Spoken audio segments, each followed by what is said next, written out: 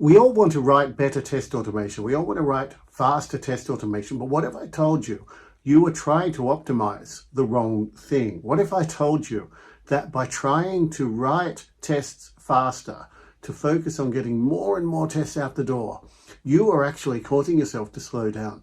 In fact, only 10% of the time we spend as test automation engineers is spent on writing the tests themselves.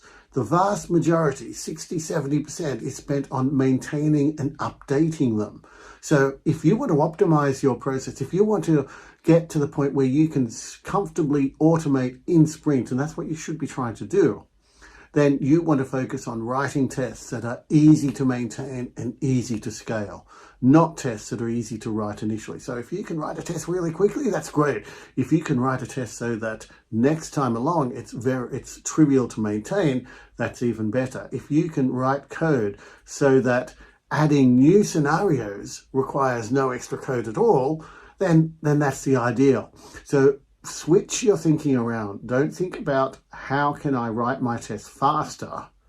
Think about how can I write my tests so that in the long term it will take me less time to maintain them and look after them. That's my tip for today. Thanks for listening, folks.